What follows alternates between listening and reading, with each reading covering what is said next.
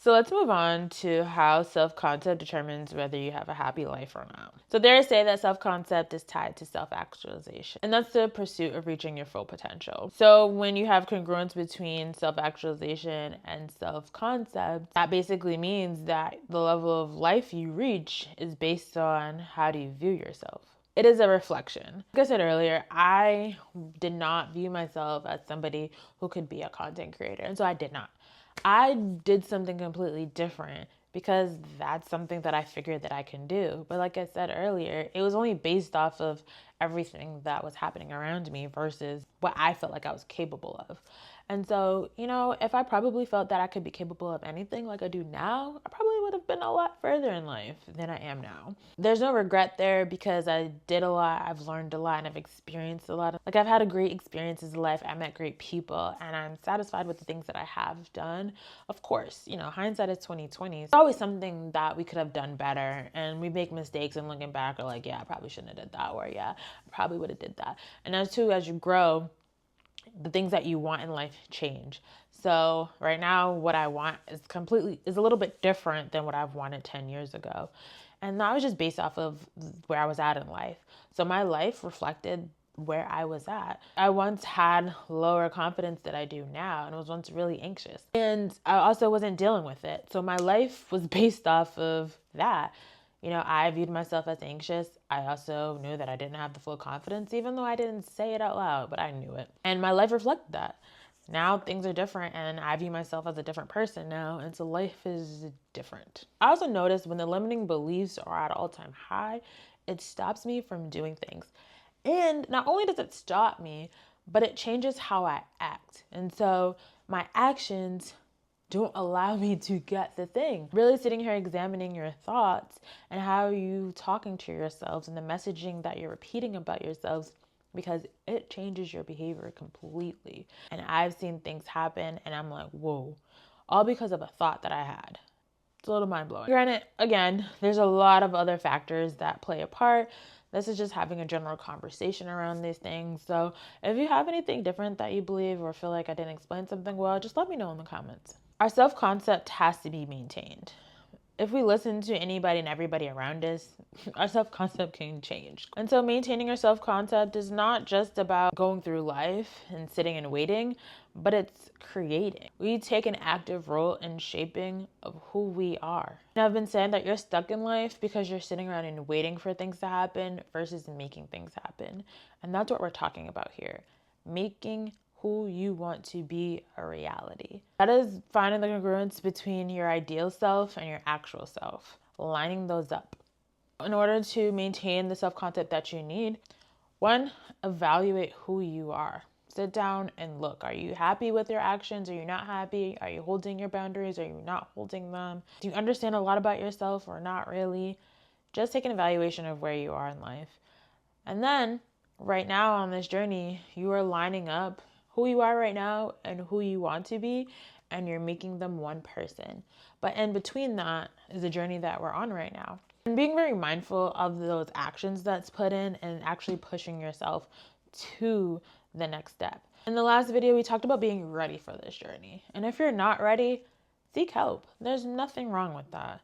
In fact, I encourage everybody to see a therapist at least once in their life, just to have a conversation, see what comes up, learn more about themselves, take what you need, leave what you don't. And if it's not for you, then see, you don't have to do it. I think that having that space to talk to somebody who's not in it with you is very important. And there's power in just talking. Not only is it a release, but sometimes you can discover things that you didn't realize just by talking about it.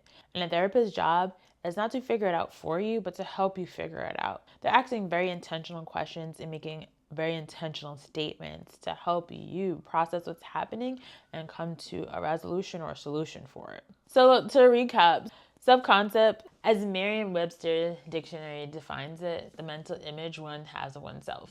So that's being aware of your strengths, your areas of growth, what you like about yourself, what you don't like about yourself, your talents, things that you're not so good at, things that you want to change about you, just everything, the good, the bad, the ugly. A person with a more positive self-concept tends to be a more go-getter and a leader. They also tend to be more pleasant, more content, and secure. There are external and internal factors that play a role, and also self-concept. It starts the foundation in childhood and it grows as you get older, but also things change as you go through the different stages of development. So here's how do we use this information. First, accept who you are. Being able to accept who you are starts with learning everything there is to know about you. So go on that journey. In my opinion, the best way to do so is to try a whole bunch of different things. And I've said this in the last video, so check it out here. But make a list of all of your hard no's, and then everything else, try it at least once. If you don't like it, don't try it again. But if you do like it, maybe that's something you keep in your life. And then once you discover your strengths, your talents, things that you like to do, use those things to your advantage and focus on those things. People who do more of what they like tend to be happier people. People who remove or do less of things that they do not like tend to be happier people. If you can't remove everything that you don't like, well, try to add more things that you do like, and so that the balance tips more heavier on the things that you do like. But also, watch how you speak about yourself and the thoughts you have about yourself. Try to change that messaging to the messaging that you need in order to get to where you want to be. If you want to be a healthy person, your messaging should reflect everything about being a healthy person. That way, the thoughts and the way that you speak about yourself will influence your actions. We want the actions to reflect being a healthy person.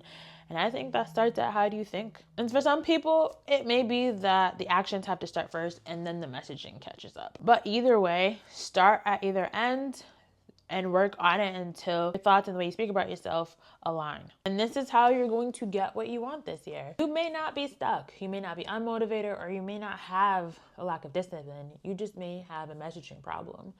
You may need to change how you view about yourself. Build your confidence, build your self-worth. And the actions will fall in place. And don't expect this to happen tomorrow. It's going to take some time. It may take many, many years. But keep going. Do not give up, because you will get there eventually. We all face problems in life. I don't know one person that didn't have a single issue. There's always something. Something doesn't work, something doesn't go right in life. But your self-concept will be able to help you navigate life's challenges easier, or just being able to navigate life challenges. You got to be able to cope with what life brings you to get you the life that you want. There will be roadblocks. Things will be thrown at your way. But you got to know that you're going to be able to cope and handle anything that comes through. And if you can't handle it alone, then you know that somebody else can be able to help you on that journey. Like, I've been a chronic worrier my whole life. And I've noticed that when I stop worrying about things, it's when things start happening. And it feels magically, like out of nowhere. But I realized that the energy that I'm putting out is the energy that I receive. If I'm putting out worry, stress, then problems just keep finding me. I'm like, you know what? I'm just going to keep going through life and try to worry less. Noticing that the problems feel easy to navigate, and it doesn't really seem like there are as many as there were before. Generally just feel better about my life, that I'm not worrying as much, because worrying is tiresome. Your self-concept is also tied to your self-image. So you have to act and look like the person that you are trying to become. That is the steps that we are going to take. Work on our messaging, work on our thoughts, and the actions will align. So at the end of every video, I have a challenge for you to not only have fun, but to help you discover something new about yourself. I think that's fun. So the challenge for this week is to try a new activity or hobby. And let me know in the comments what you tried and how you like it. Thank you for tuning in for another video. If this resonated with you, please like and subscribe to see more videos like this. I enjoyed chatting with you, and I cannot wait to do it again. So same time next week. Reminder to be gentle but honest with yourself, and I will see you in the next one. Bye.